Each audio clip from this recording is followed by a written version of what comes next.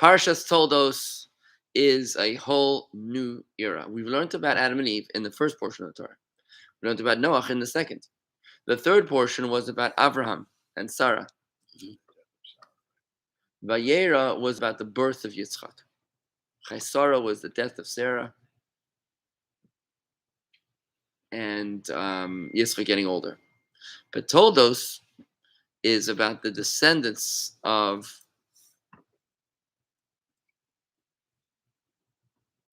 Yitzchak. Toldos.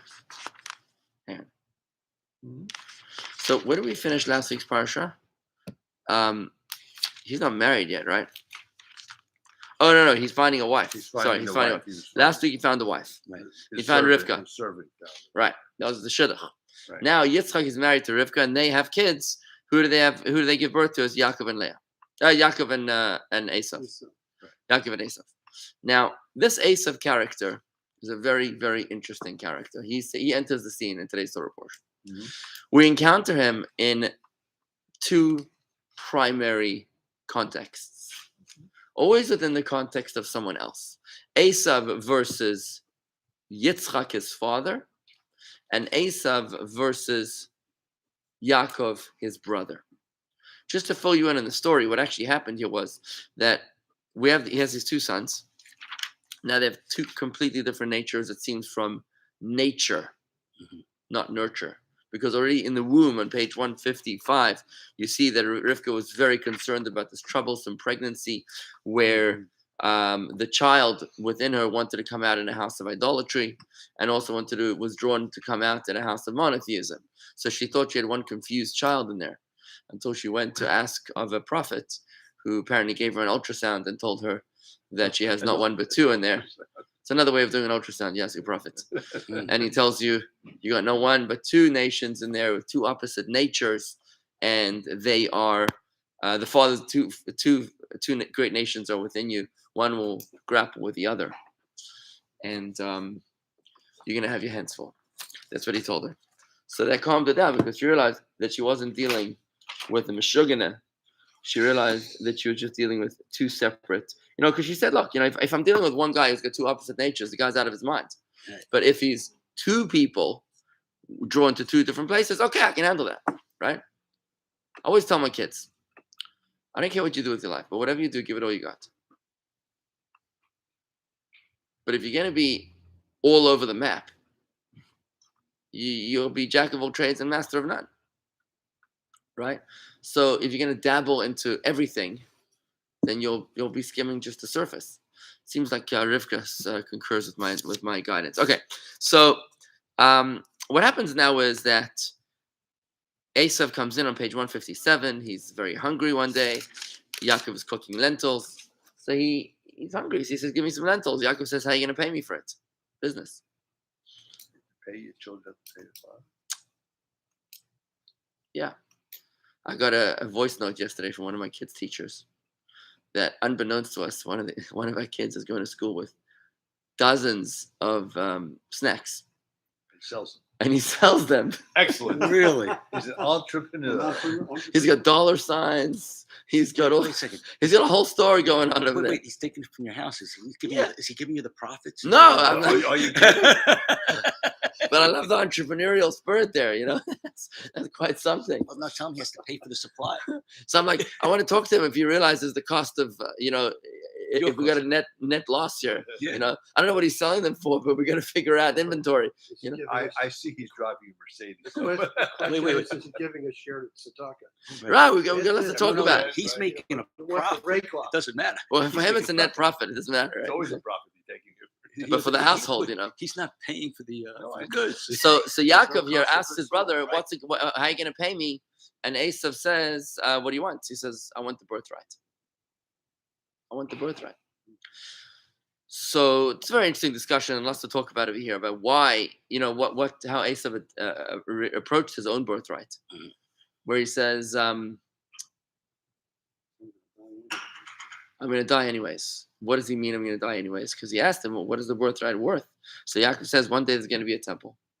And the firstborns are going to be the chosen ones to serve in God's temple.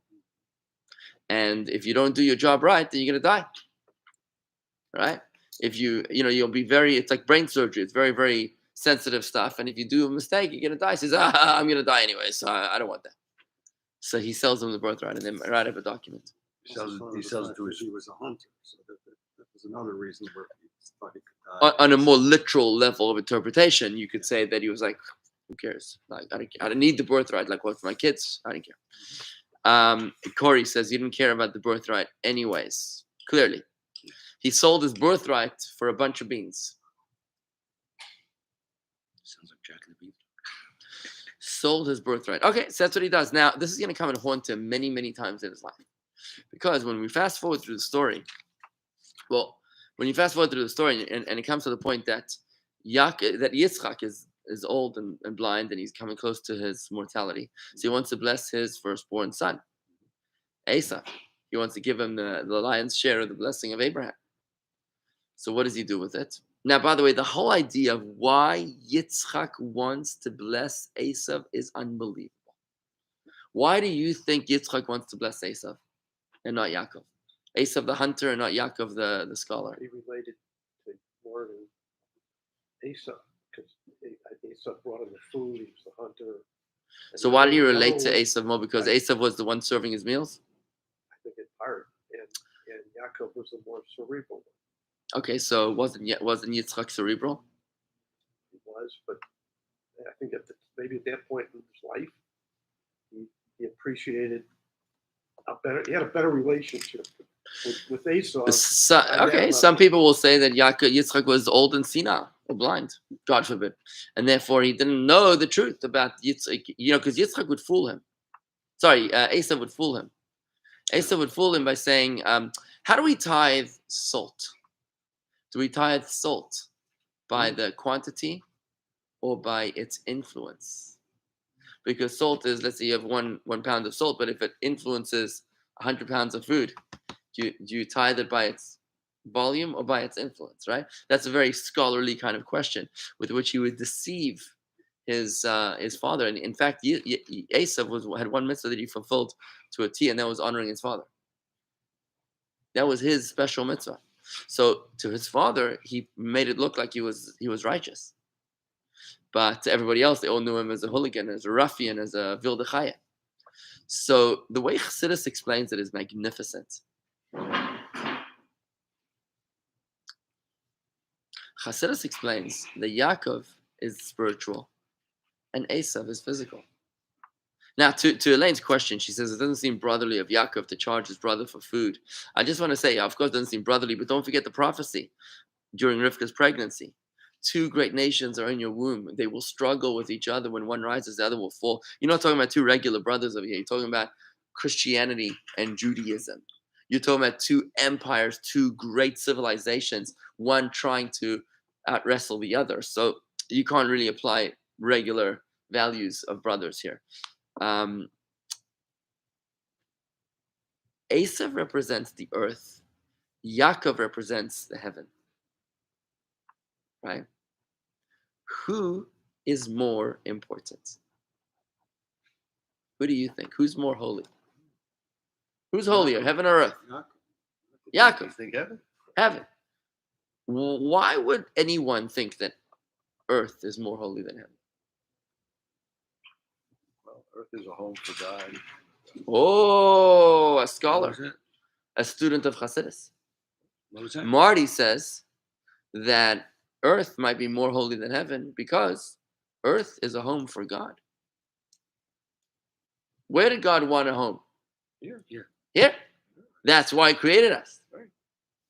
Now, that's an amazing, amazing, amazing awareness. Like, why would he do that? Why would he want a home in the garbage dump if he could have a home in the university? Right? Like, why would God want a home in this physical world where godliness is completely concealed, where he could have had it in a much more conducive environment? Right? Maimonides tells, let's look at it from another angle. Where is the ultimate reward for our actions? Let's talk about the sequence of life. You start a soul in heaven, come down to earth, right? Then you do mitzvahs on this earth, a person dies. What happens when they die? The body goes down to the earth, the soul goes up to heaven to Gan Eden, hopefully, right? Eventually through Gehenna, but eventually it goes to Gan Eden to paradise. And then what happens? Is that the final destination? No, No. back, it returns. It's not the final destination, because then Mashiach comes, and what happens? Then the souls come back down. Oh, okay, reincarnation is a recycle, where it comes back down to finish the mission to another body. Right. But eventually, when it gets up to heaven, to Gan Eden, is that the final stop? It's not. Says Corey, it's Olam Haba. Olam Haba is the future world. It's not Gan Eden, which is heaven. Olam Haba is earth. Olam Haba is when the soul is reunited with the body in the resurrection of the dead. Techiyas HaMeisim, which means the ultimate reward is in this world. This is a huge debate between Maimonides and Nachmanides.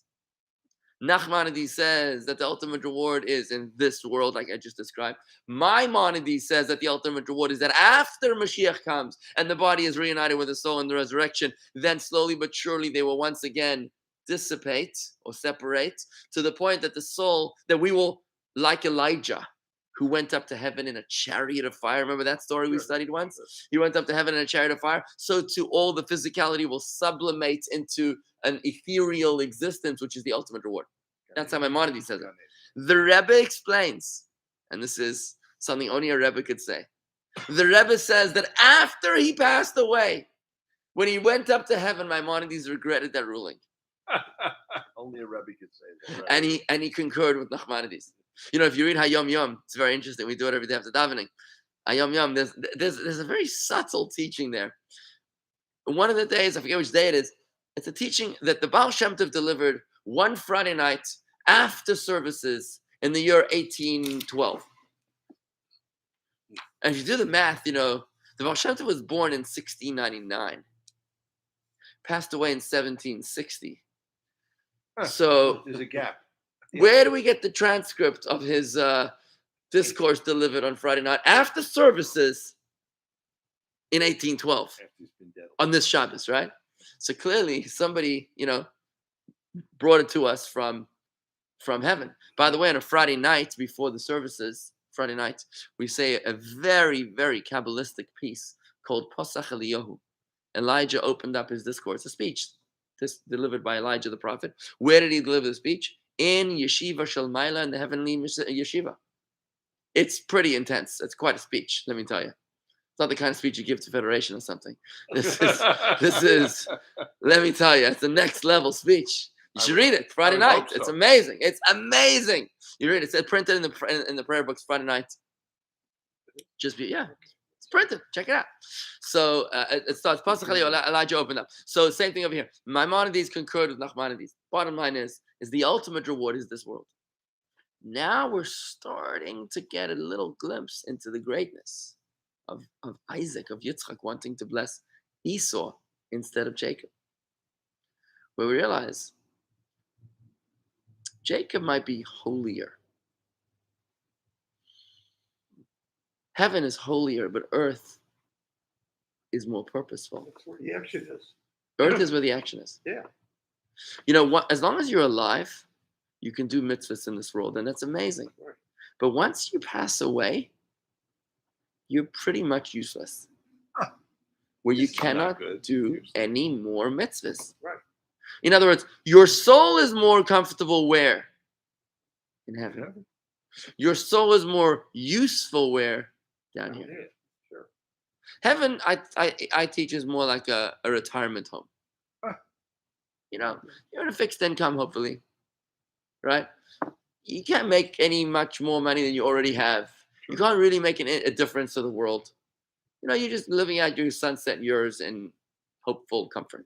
Oh God, this is depressing. But when you're here, when you're not in the nursing home, when you're living your regular life is much more challenging with all sorts of struggles and vicissitudes and you know, challenges at work and other places. But it's more purposeful. You can make an impact. So heaven is Jacob, earth is Esau. The goal is that heaven should conquer earth. Is that Yaakov should conquer Esav. Is that the horse should be tamed by the rider. And when you're able to reach that mastery, now you've got a beautiful symbiosis. Now you've got a place, you've created an environment where heaven is comfortable on earth. That's the good soul of the evil soul. So. Right. We have two Jacob- souls within us. We have a Jacob and an Esau within us. Yes. Jacob is the good soul. Esau is the other soul that we're Esau's trying to- animal The soul. animal soul. By the way, they're both Natural good soul. souls, and that's a very important message. Okay. It's a very important message. It's a You don't natural have a good soul, soul and a bad soul. You got an angel and an animal within you. You got a selfless soul, which is the godly soul, the Jacob, and you got the selfish soul, The self-centered. It's natural just soul, animal narcissistic. soul. It's not so terrible. It's ego. Yeah, it's just an egocentric soul. But now, what happens if you can? Why does that soul descend down to this earth? What does Tanya tell us? The soul doesn't descend down to this earth for the godly soul. It's already perfect. The soul descends down to this earth in order to influence the animal soul and the body and this physical world. That's what Tanya tells us. So we're saying that Esau really wasn't a bad guy. He was Was not a bad guy. well. Well, he was in his behaviors. Well. Look, Esau was coarse and unrefined. That can easily manifest in evil. So Isaac believed in his son, and he wanted to bless him to give him the tools because he believed that he would turn himself around. Rivka, the mother, the one who deceived her husband by sending in Yaakov dressed as Esau, as the firstborn, With the and he fur. says, "I am your firstborn, Esau," and he wasn't lying because he had bought the firstborn, right? Right. So Rivka had a mother's intuition. And she realized that her husband was right, but not yet. Esau was going to be good eventually. But it was going to take about 3,500 years. America, which is Esau, is going to be a great place. But it took 2,000 years of Europe before we could reach America. You see that? Wait. Esau, you're. Esau's the Christians. Oh, okay, I get it. Esau got Rome. Okay, I I got thought it. he got the Middle East. No, that's someone else. That's shame. Esau got Europe, Rome. What's Rome? Rome is Christopher Columbus, Amerigo Vespucci, Okay, got it. the EU, Washington, Brussels, right? That's Esau. So we went through 2,000 years of brutality, of persecutions, pogroms, and crusades before we can come to America. And even America wasn't a bed of roses, right? But we're getting there, right? So we've learned to tame Esau to the point that now we're struggling with Yishmael. Yishmael's the Arabs. They're the final hurrah. That's the last one we've got to deal with before Mashiach comes. But Esau has not only been neutralized, but has become our friend. The Christians today are, apologizing for the Holocaust.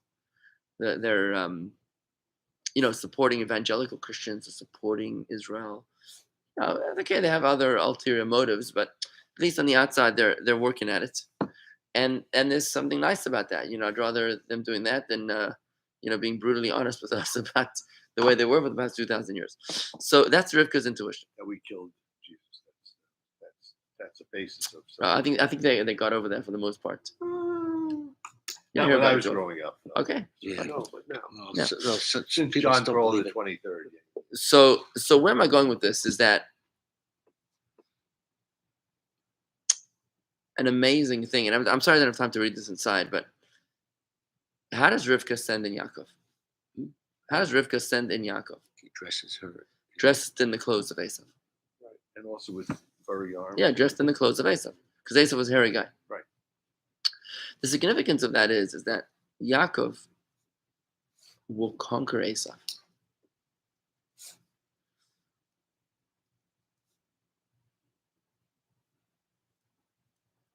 When Yaakov is within and Esau is without. When Yaakov is what? Within. When it's Yaakov on the inside.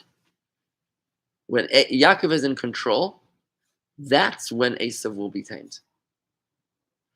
But when Esau is in control, that's going to be the bull in the china shop. That's what Rivka was saying. If Esau's on his own, if he's the master of his own destiny, he's going to be dangerous. You can't bless him like that. But if he comes as a manifestation of Yaakov, because Yaakov's inside in the clothes of Esau, that's when Esau will be tamed. And this speaks to the purpose of creation, which is not just Christianity or America, but the physical world that we live in. That for years and generations, Jews shunned the physical world. Even today, there's such a thing called a kollel, which is married men with children, wives and children, that don't really work. They study Torah all day long. It's a style. It's a style of life, and quite frankly, I kind of envy it. I think it's beautiful. I wish I could, be studying Torah all day long. A part of me envies it. That's more of an abstract and aloof style of living, right? Then there's a style of living where you're a businessman. You're a Jewish businessman. You're an observant Jewish businessman, where you wear a yarmulke with pride. You lay your tefillin every day. You study your Torah, and you go out there and you impact the physical world. You see what that is? That's Yaakov in the clothes of Esav. Right? You could be Yaakov in the clothes of Yaakov, which I think is pure. That's the kollel Jew. It's more esoteric. It's a kollel Jew. It's a Jew that lives in Israel, lives in Jerusalem, doesn't leave Jerusalem, studies Torah all day and all night. And there's something beautiful about that. It's pure. It's real. Then you've got the imposter Jew, right? The Jew that ventures out of his comfort zone. He goes into the territory of Esav. He goes into Wall Street and into Washington and into Silicon Valley, right? And there he innovates and mediates and negotiates in order to impact the world using the Yaakov on the inside, the Torah values. I'm observing Shabbos and Yom Kippur and Yontif. And I'm blowing my shofar, I'm laying my tefillin, I'm saying my slichas, I'm carrying my lulav and esrog, I'm eating my matzah, right? And in fact, all my business associates, I'm doing tefillin with them and giving them the matzah and inspiring them with the word of Torah whenever I meet them, right? That's Yaakov in the clothing of Esav. And when... You call them imposter Jews. When I say an imposter Jew, it's a Jew that's venturing out of his comfort zone. Because... Okay. What does Yitzchak say? There's so much power in this message that Yitzchak is confused. And again, I'm sorry I don't have time to read it inside, but I encourage you to read it inside. That Yitzchak is blind, right? So he sends Esav out hunting. So Esav is hunting, a great hunt. Meanwhile, Rivka says, Yaakov, hurry, you get in there fast, right? So Yaakov is not dressed as an imposter, dressed in the clothes of Yitzchak. And he comes in. And he says, Father, I've brought the food. So Yitzchak says, wow, that was fast. He says, yeah, God blessed me with speed. So Yitzchak's confused. Right. Esav doesn't talk about God. He says, come let me feel you, my son, because I'm not sure who you are. Right. He feels when he's like, Hakol, Kol Yaakov, the voice is the voice of Jacob, Yadayim Yedei Esav, but the hands are the hands of Esav. What does that tell us? He's confused. It tells us that you dressed like Esav, but you sound like Yaakov. Did Yitzchak know or did not know?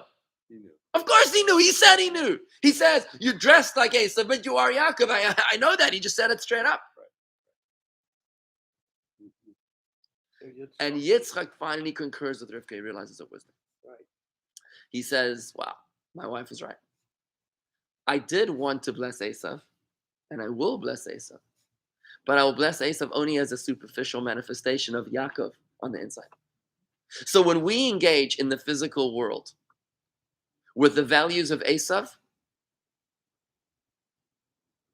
you're going to go south very fast. But when you engage with the physical world as an imposter, with the values of Yaakov, I'm venturing out of the Holy Land. I'm venturing out of the Torah house of study. I'm going out of the kollel. Into the workplace, into the bank, into the halls of politics.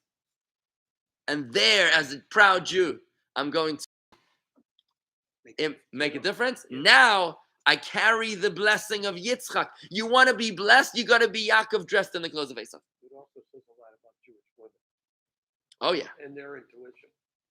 Well, Jewish women are the higher spiritual I got of their that, soul. but in terms of even action. No, so But cool. Sharansky tells a story when he was in jail, first jail. The Soviets said to him, the jailer said to him, you're going to be here forever because who's supporting you? A bunch of college kids and Jewish women. Yeah, I saw it in your book. Yeah, that might, no, Sharansky writes it. Yeah. Those Jewish women were pretty tough. Right. That's exactly right. So this is where I'm going to leave it at. You look at a story, and I encourage you really to read the story, but read it on a whole new level. Replace Yaakov with heaven, Esav with earth, and Yitzchak was onto something. He wasn't senile. That's so shallow.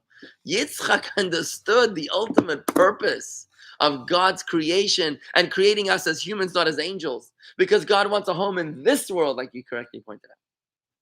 So he's like, I got to bless Esav because that's where the gold lies.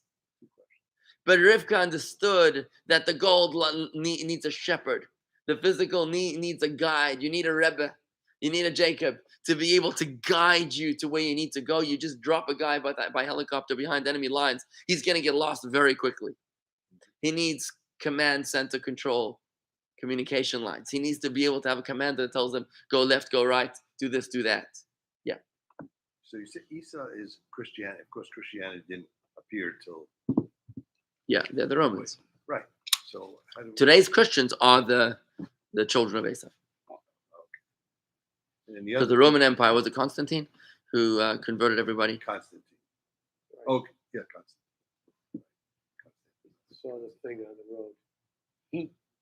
So he saw it cross. Right. So that was Yeah. Is that what happened? What did he do? Sorry, what? My understanding is that Hills of they were in a war or something, and he was on the road and saw it, looked up the clouds, and believed he saw a cross, and he decided, okay, that's a sign. I'm converting everyone, Who said Christian. and the rest Constantine. and the rest is history. Now, who said that? Who made that comment about? It's Constantine. No, the other comment you're talking about. Who's supporting you? Students and Sharansky. Oh, Natan Sharansky. bunch of women and college kids. Sharansky? Yeah, Natan bunch of Sharansky. college kids. Refusing it. And the other thing was Shema Yisrael.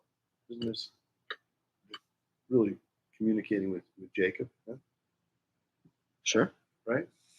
Shema Yisrael was decided by the sons of Jacob on his deathbed. Right. So what's the question? No, that's He's clarifying. that's what I want. Yeah, exactly. My own. By the way, what does the name Yisrael mean? Jacob was born holding the heel of his brother. Right. Jacob was born a follower, Mm-hmm. subordinate, weaker. To Israel. Yeah, to Yitzchak sensed that and he wanted to bless the dominant brother. But Rebecca builds up Yaakov to the point that he becomes Yisrael, which means Sarita im Elokim ve'im anoshim v'tuchal. You struggled with men and angels and you prevailed. You struggled with heaven and earth and you prevailed. That's the meaning of Yisrael. Yisrael is dominance over foreign territory. I'm just thinking of concluding by saying that I don't know what I wanted to say, but so it can be said that Yaakov hijacked the redemption of the sparks, hence exile, etc. You can say that because Yitzchak wanted an expedited track. He wanted to bring Mashiach now, and Rivka understood that wasn't going to happen because Esav was too corrupt to be worthy of redemption. In fact, if you look closely, I'll show you one thing I want to show you.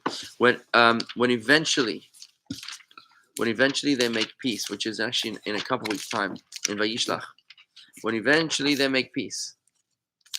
Here, it's on page 211. 211.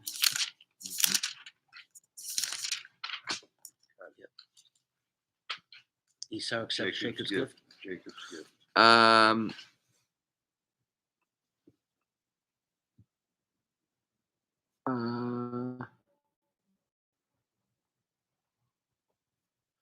So what happens is they finally make up. They become friends again. Right. So Yaakov has managed to overcome men, right? He's finally dominated over Esav, right? Mm-hmm. So middle of page 211. Please accept my welcoming gift, which has been brought to you at my own expense. I've already taken the trouble to prepare it and present it to you. Don't worry about how much it cost me, for God has been kind to me, and I have all that I need. Okay. Jacob urged him to accept the gift. Esau finally accepted it. Esau then said, "Travel on and let us go. Let me proceed at a slower pace than I normally would, so I can walk alongside you to escort you." So Esau wants to serve Yaakov, right? Despite Esau's avowals of fraternal love. Jacob sensed that his brother's change of heart was not entirely sincere, at least not permanently so. So he understood that it would not be advisable to prolong the meeting. He therefore answered him, I would rather not inconvenience you by slowing you down. On the other hand, if I speed up my own pace, my master knows that in addition to the fact that the children are frail, I'm also responsible for the nursing lambs, goats, and cattle. If they're driven hard for even one day, the flocks will die. Therefore, let my master go on at his usual pace ahead of his servant, while I move on at my own pace, at the pace of the herds that are ahead of me, and at the pace of the children, until I reach my master at Seir, wherever that might be. In other words, I'll catch up to you in 2022. That's what I'm going to catch up to you. Pace. That's what I'm going to dominate over you entirely, but I'm not ready yet. So In other words, Yaakov sensed that this is the beginning of the redemption. Esav wanted to be redeemed, but Yaakov realized that this was premature. It was too much. Earlier, Esav says that let that which is years remain years. In fact, let the birthright which is years. Right. So he endorses it. He endorses it, right? And there's so much depth over here. There's so much depth, more than we have time for. But Yaakov says to him in this message, the coded message is that it's going to happen in the future. What you're asking for is for us to be united. That's going to happen in America in 2022. It's going to take 3,500 years. We will eventually get there. That's what he's saying to him, right?